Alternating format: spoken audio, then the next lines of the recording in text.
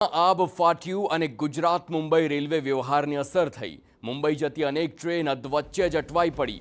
સફાળે, કેલવે road, Vasai road, નાલાસોપારામાં track પર જળબંબાકારની સ્થિતિ। Track પર પાણી ફરી વળતા રેલવે વ્યવહારની અસર। મુંબઈ તરફ જતી અનેક ટ્રેનને Surat, Valsad, Vapi station short terminate કરાઈ છે। પુણે, ભુજ, અમદાવાદ, ચેન્નાઈ સહિતની અનેક ટ્રેનો અન્ય માર્ગો પર ડાયવર્ટ કરવામાં આવી છે। રેલવે સ્ટેશનો પર તાબડતોબ સ્પેશિયલ હેલ્પ ડેસ્ક શરૂ કરવામાં આવ્યા। મુસાફરો માટે એસટી બસોની પણ વ્યવસ્થા કરવામાં આવી છે। મુસાફરોને ઘરની બહાર નીકળતા પહેલા ટ્રેનનું કરંટ સ્ટેટસ ચેક કરી લેવા વિનંતી કરવામાં આવી છે। હાલ અનેક ટ્રેનોને શોર્ટ ટર્મિનેટ કરી દેવાઈ છે। અમદાવાદ મુંબઈ વંદે ભારતને વાપી અટકાવવામાં આવી। અમદાવાદ મુંબઈ તેજસ એક્સપ્રેસને બિલીમોરા રોકી દેવાઈ। ભુજ દાદર સુપરફાસ્ટ એક્સપ્રેસને સુરત અટકાવી દેવાઈ છે।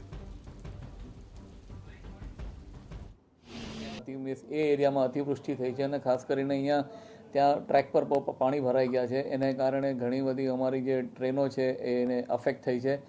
આપણે જે અમદાવાદ ડિવિઝનની વાત કરું તો ત્યાંથી જે સવારના જે કર્ણાવતી ટ્રેન નીકળી છે એ કર્ણાવતી ટ્રેનને વલસાડ સુધી લઈ જવામાં આવશે અને વલસાડથી એને પાછી રિવર્ટ કરવામાં આવશે।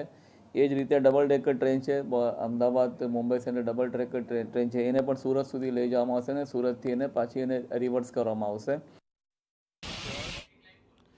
તો આ પ્રકારે હાલ વરસાદની જે પ્રકારે સ્થિતિ મુંબઈમાં જોવા મળી છે અને તેને જ પગલે આ અનેક ટ્રેનો કે જે ડાયવર્ટ કરવામાં આવી હોય વચ્ચે જ રોકી દેવામાં આવી છે। ગુજરાતના કેટલાક વિસ્તારોની અંદર અતિ ભારે જે વરસાદ વરસી રહ્યો છે અને તેને કારણે તેની સીધી અસર છે મુંબઈ અને ગુજરાતને વચ્ચે જે રેલવે વ્યવહાર છે તેના ઉપર તેની સીધી અસર છે તે જોવા મળી રહી છે।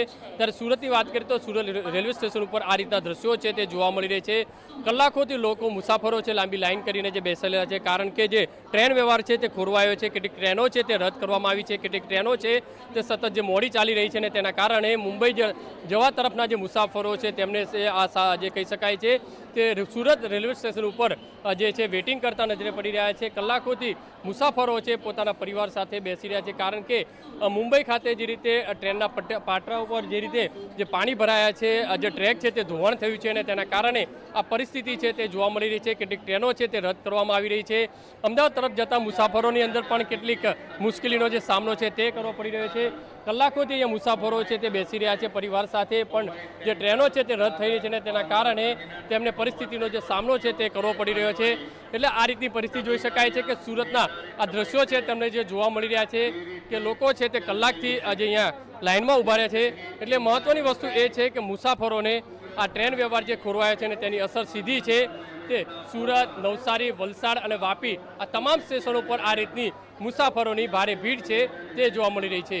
કેમેરામેન સંજય ચંડલ સાથે બલદેવ સુથાર, TV9 સુરત।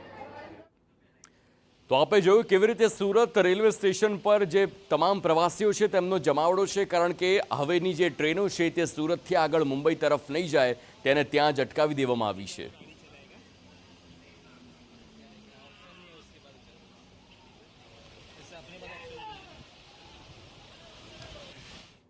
હવે શરૂઆત કરી